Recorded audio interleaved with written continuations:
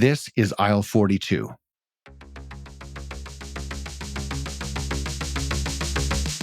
We're jumping back into the world of rescued produce because it's just so damn cool.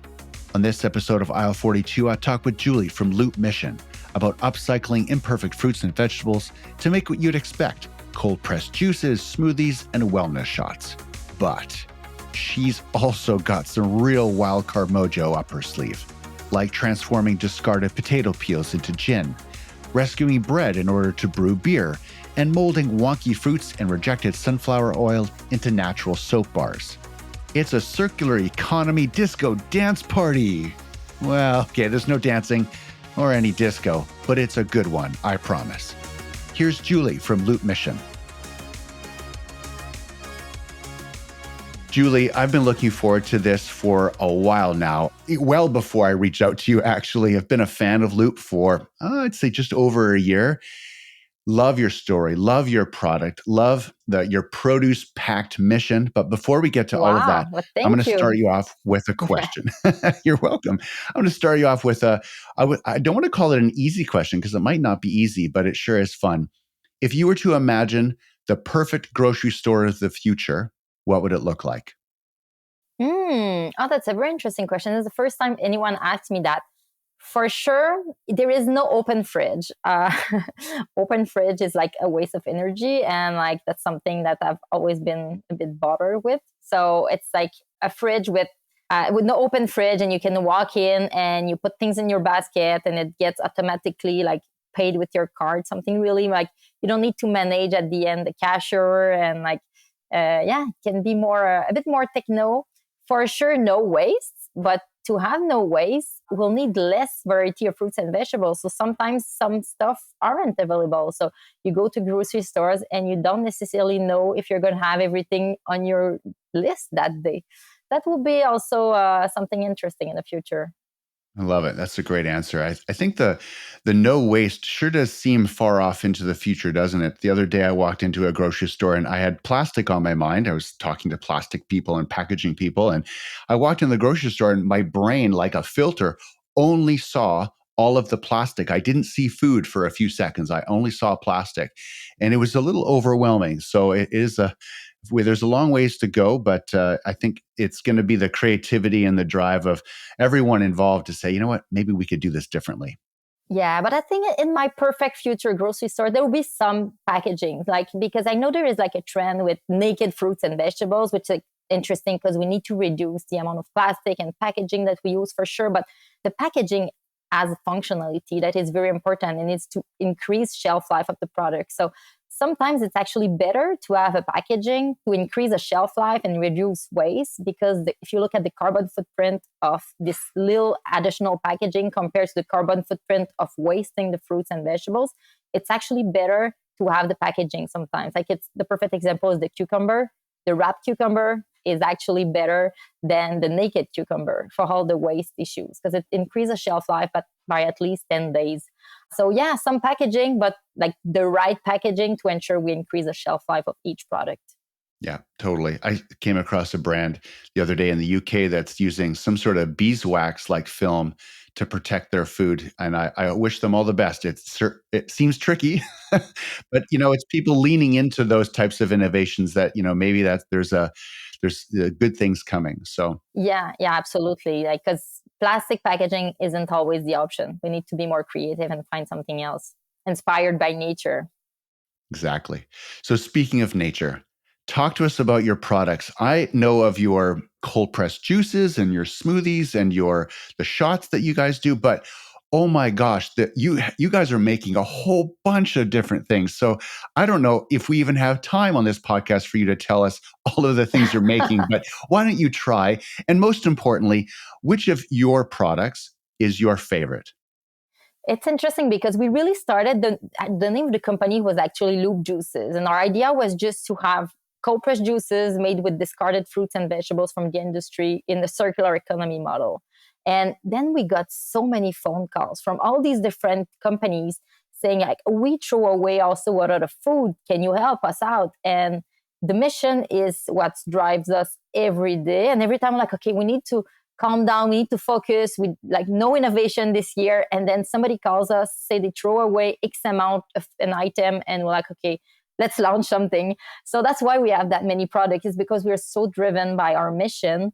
So we started with these cold pressed juices and smoothies, but we also have beers that are made with the day-old bread from bakeries. We have a gin that's made with discarded potatoes. Actually, it's actually the little pieces of potatoes from a chips manufacturer. So when you bake chips, like consumers who want big chips, so all the little small pieces of raw, very good potatoes are discarded. So we distilled it and transform it into a gin. We have cookies that upcycle 3 different types of ingredients. So it upcycles our like the spared grain from our beers, also the pulp of fruits and vegetables from our juice. So we have a pulp of beets, pulp of carrot, and hemp seeds, like discarded hemp seeds from the hemp seeds like industry. So it's every time somebody calls us, we look at what can we create out of this waste, and then we launch product. I'll say my favorite product, and I'm addicted to it actually. I'm drinking one right now, is our new iced teas. Because everybody at the office is addicted to it. So every time I go, there is no more in the fridge. So I actually go to the grocery stores to buy them because I'm addicted to it and I can't find them in our offices. Oh my gosh, you're buying your own product from from local stores. That's great. It's funny when, there's sometimes we go in waves of product that are just part of our routine. And, whether it's a few weeks or a few months, they're just like, it's almost an insatiable appetite for it. The flavor you guys have tapped into, and I'm not sure how hard it is to go through that process. I'm assuming it's a lot harder than most of us realize. But you guys have some really, really great flavors, really elegant, beautiful flavors that sometimes they're very familiar and other times the combinations are quite unique and really refreshing. So how do you guys go about deciding what flavors to tap into? Is it whatever shows up in the truck, whatever comes to you? Mostly, but mostly we have data from the industry of what's being thrown away in huge quantities. So first, it's the most important thing for us is we need to start with the problem. So we can't look at Nielsen data like most of the companies and say, okay, now raspberries are trendy, let's launch a raspberry juice. We can't go this way because we need to work with the problem first and what's being thrown out in massive quantities. So we look at that and then we're trying to find a way to make it like trendy and tasty and creative. So it's still very like David and I in our kitchen, basically doing the R&D.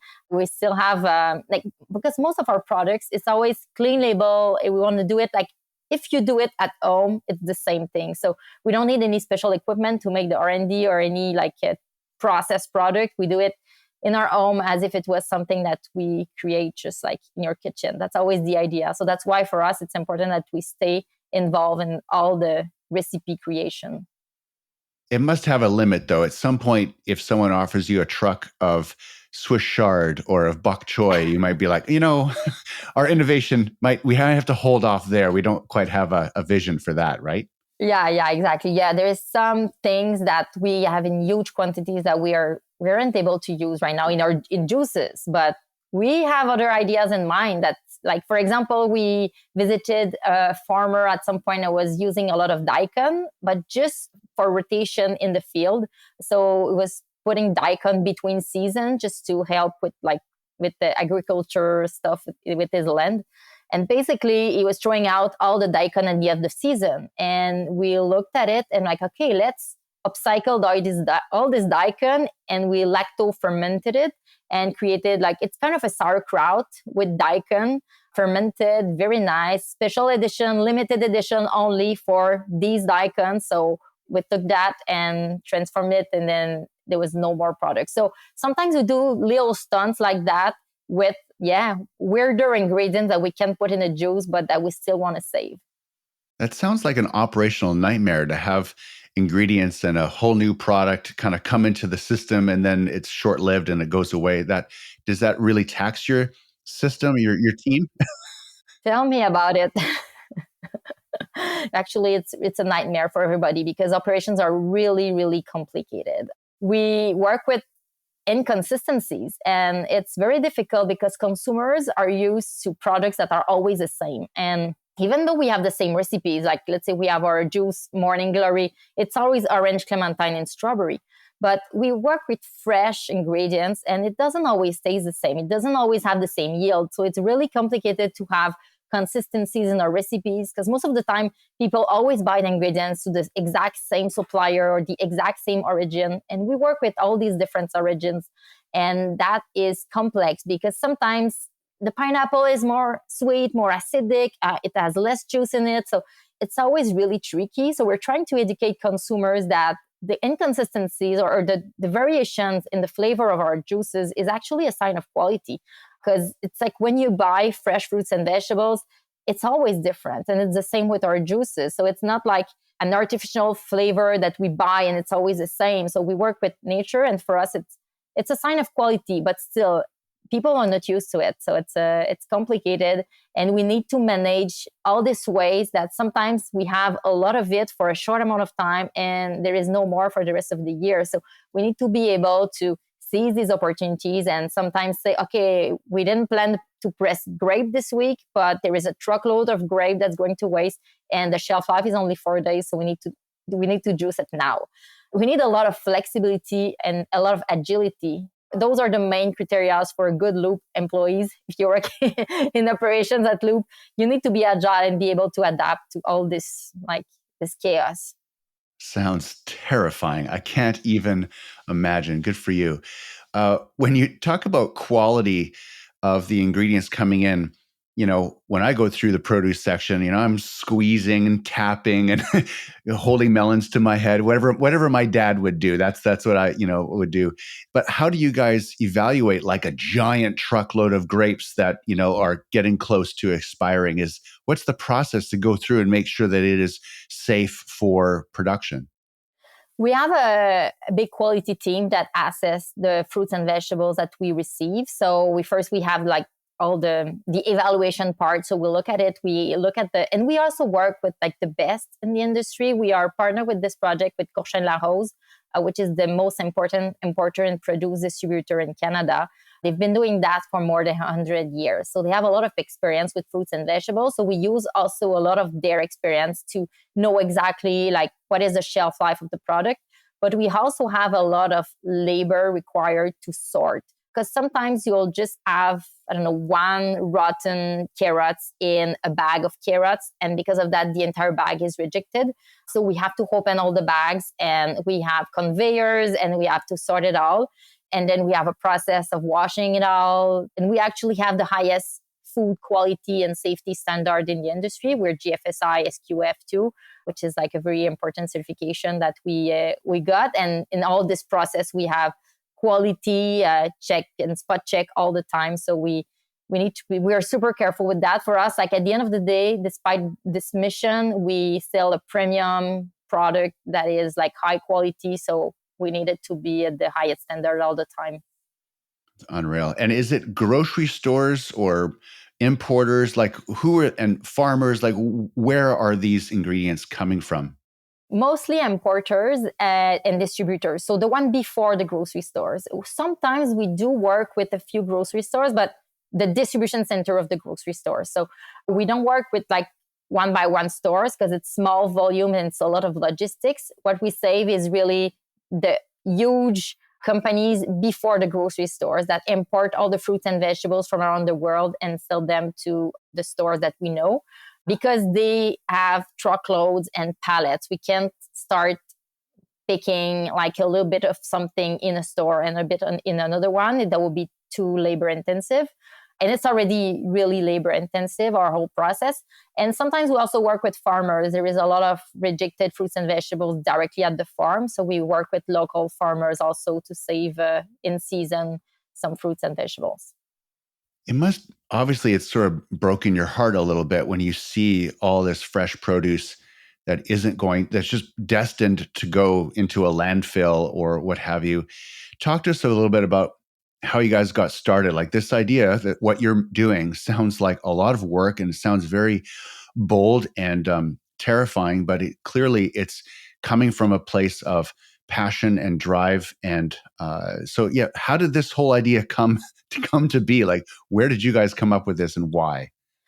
It was David and I, when we started, we were looking for a project that, because I was already in sustainability, I have a master's degree in environmental sciences and sustainability. I was working already in the food industry, trying to help companies like reduce their waste or just implement sustainability programs to increase their positive impact. But it was mostly about how to be doing less bad instead of more good. And it was always super challenging for me because I didn't find that sustainability was something that companies would see as bringing value to the company. It was like, oh, we do it because it's like the right thing to do, but it doesn't really bring value.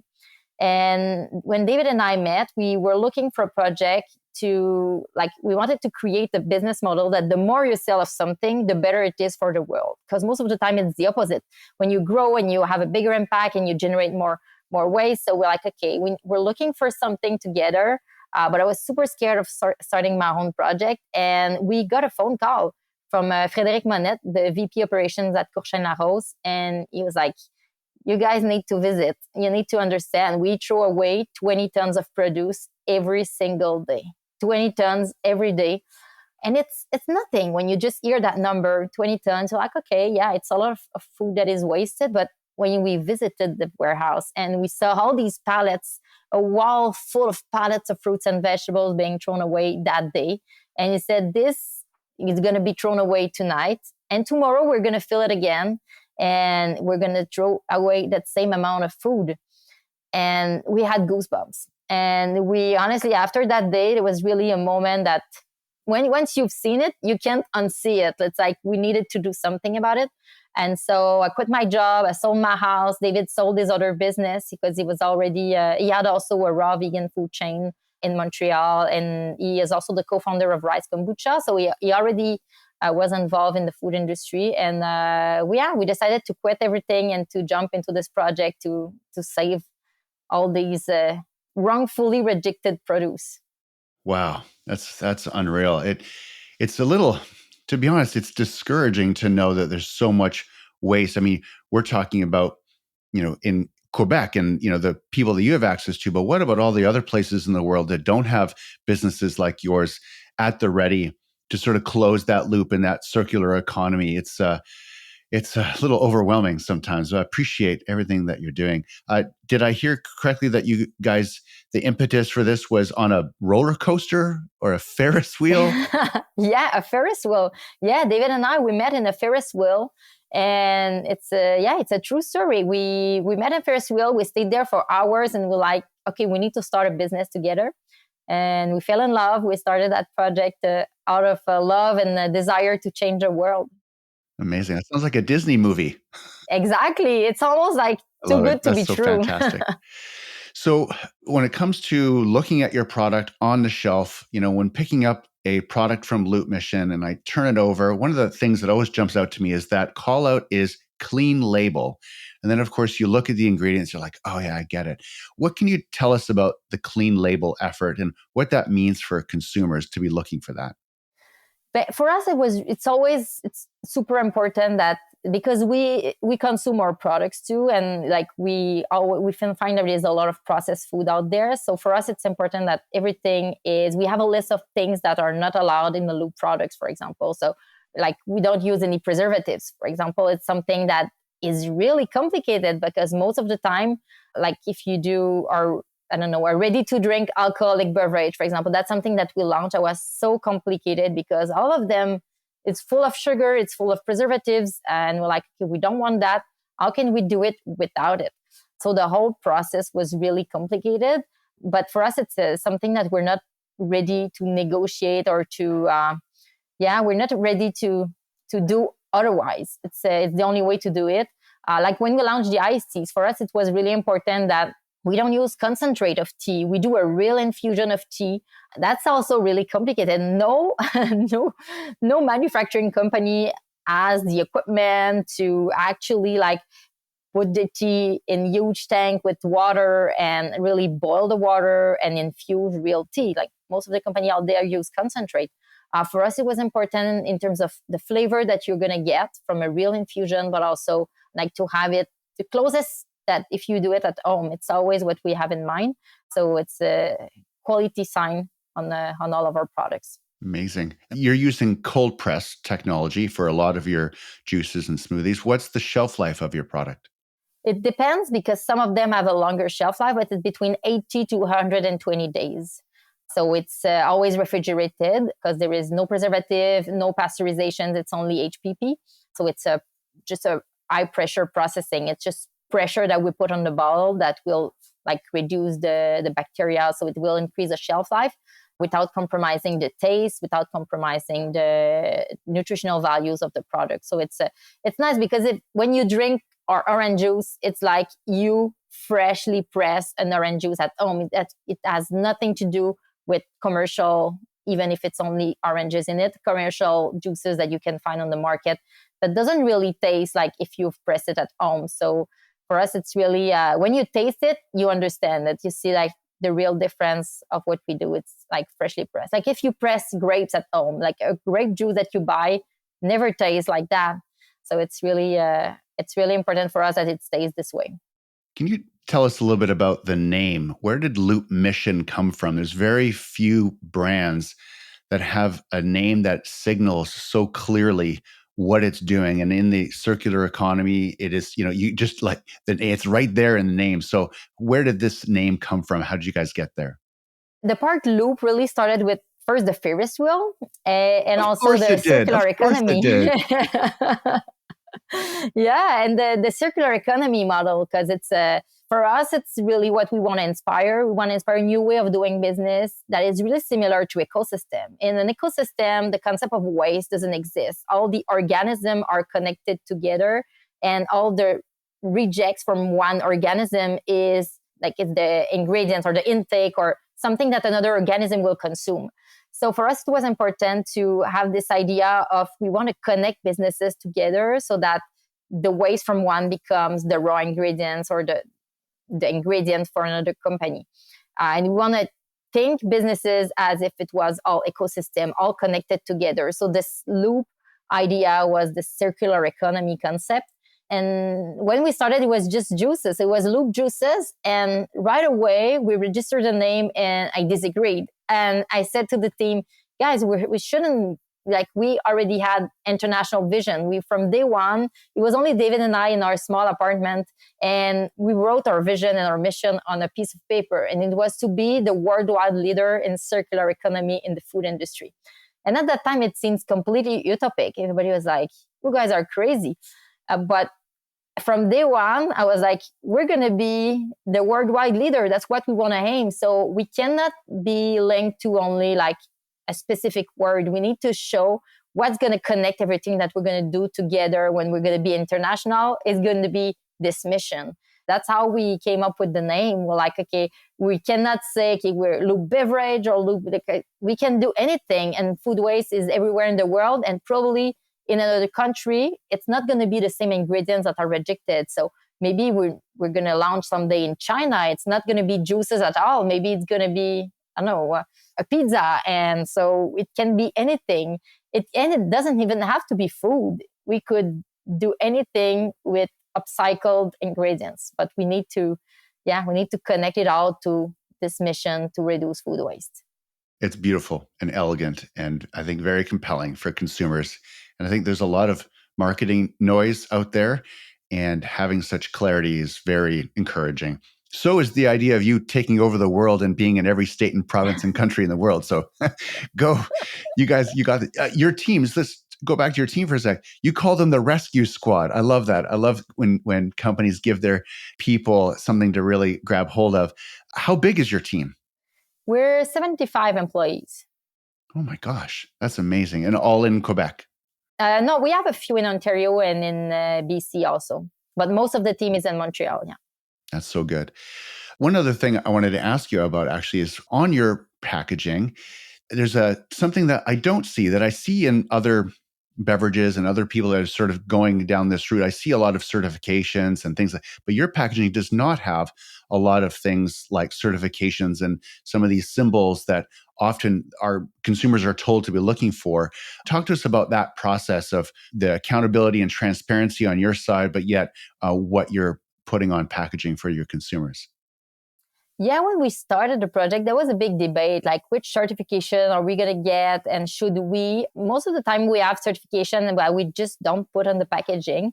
Because for us, it's important that we didn't want to have like an organic certification, for example, because we have organic product.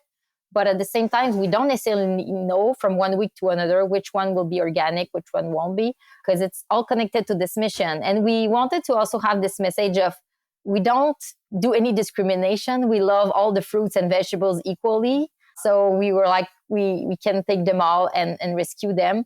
Over the time, we've decided still to have a few certification and in this idea of always having like a clean label also product, we've said, okay, is there some things that even if it's rejected, we don't necessarily want to work with?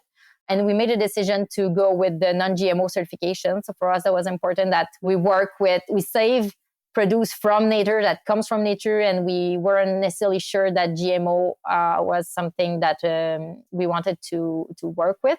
So we have all our products are non-GMO verified. We also are gluten-free, that we don't communicate, but we don't use any gluten in our products except our beers. Everything is vegan also, but from the beginning, we wanted to talk about like the story, the mission, and for us, certification was just not enough. We thought that certification were just a first step, but not enough for what we want to achieve and accomplish. And we felt that the model didn't fit in any of these criteria of certification.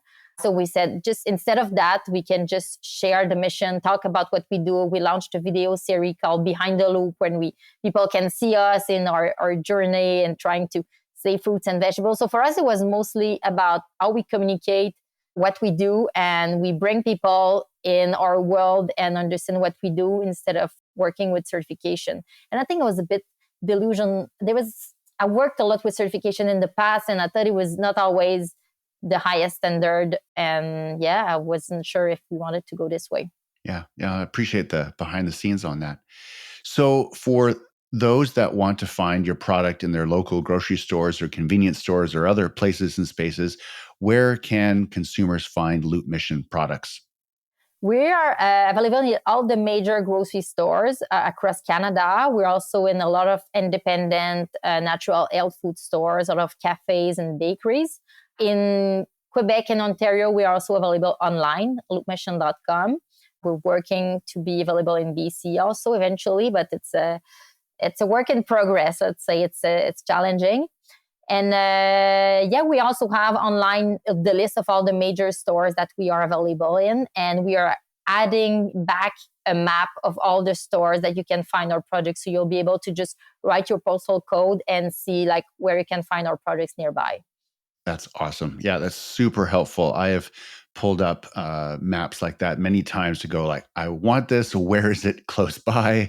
Especially for a product that maybe the shelf life isn't, it's not shelf stable or whatever. It's nice knowing you can get fresh product that's readily accessible. So that's so great. And your website's beautiful, and following your team on social, you do feel like you're kind of getting pulled into the rescue squad by following along with what you guys are doing. So it's very cool. Thank you for all that you're doing to rescue fruit and vegetables and to make such beautiful product that we all get to enjoy. I really appreciate this, Julie. Thank you. Thank you. Thanks for having me. That was such a fun chat. Thanks for listening. The next time you see Loop Mission products out there in the real world, grab a couple, enjoy one, and give one to a friend. And let's keep the upcycling disco mojo rolling.